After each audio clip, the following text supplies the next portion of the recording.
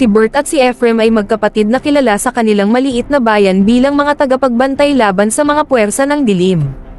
Matapos pumanaw ang kanilang ama, na isang kilalang manggagamot at paranormal investigator, ipinasa sa kanila ang tungkulin na ituloy ang kanyang hindi natapos na misyon, ang hanapin at harapin ang mga espiritong gumagala at nagdadala ng takot sa mga tao.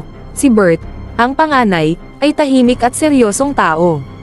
Laging maingat sa bawat hakbang at kumpleto sa gamit pagdating sa ghost hunting.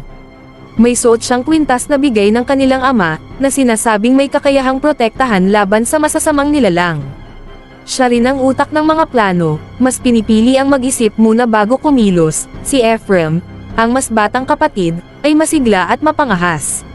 Madalas siyang sumusugod ng hindi nag-iisip, ngunit siya ang may pinakamalakas na kutob pagdating sa mga kakaibang bagay.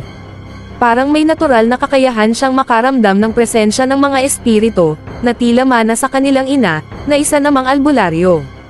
Kahit palaging sinasaway ni Bert ang kanyang padalos-dalos na mga desisyon, alam niyang may kakaibang kakayahan si Ephraim na hindi matatawaran.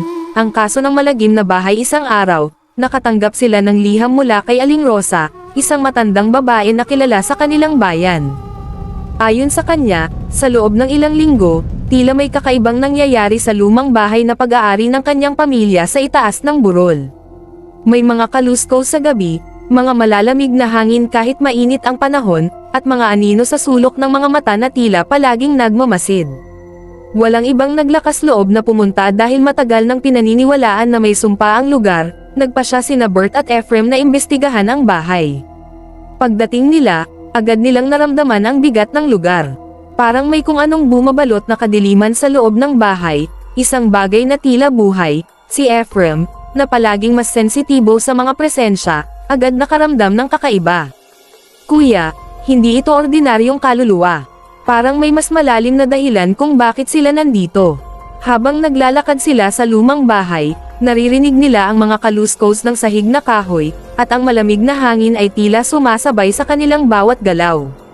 Inilabas ni Bert ang kanilang mga kagamitan, EMF reader, spirit box, at infrared camera. Sa isang silid, napansin nila ang mga lumang larawan ng isang pamilya. Ayon kay Aling Rosa, ito ang kanyang mga ninuno. Ngunit ang isang larawan ay kakaiba, isang batang lalaki na tila hindi kasali sa pamilya.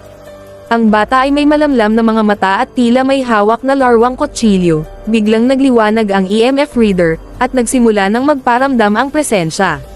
Narito sila, bulong ni Ephraim, ginamit nila ang spirit box upang subukang makipag-usap sa mga kaluluwa sa loob ng bahay. Mula sa kalituhan ng mga tunog, isang boses ang tumagos, malamig at puno ng hinanakit.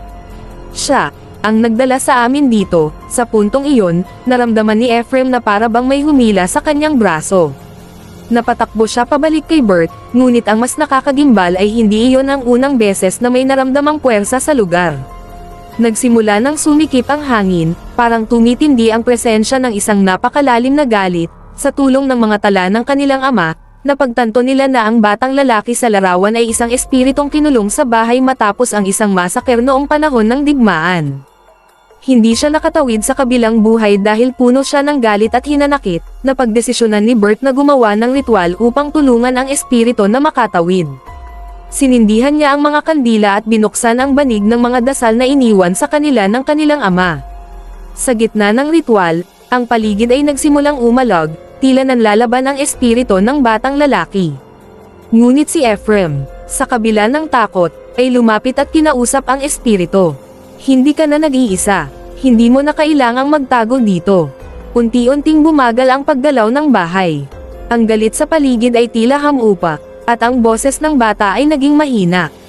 Pagod na ako, bulong nito, bago tuluyang naglaho ang malamig na hangin. Pagkatapos ng insidente, tumahimik na ang bahay. Si Aling Rosa ay lubos na nagpasalamat kina Bert at Ephraim. Ngayon, ang bahay ay tila malaya na mula sa sumpa, at ang mga presensya ay tuluyan ng nakatawid sa kabilang buhay. Sa bawat bagong kaso, natututo ang magkapatid ng mga bagong aral hindi lamang sa mga espiritu kundi pati na rin sa kanilang relasyon bilang magkapatid.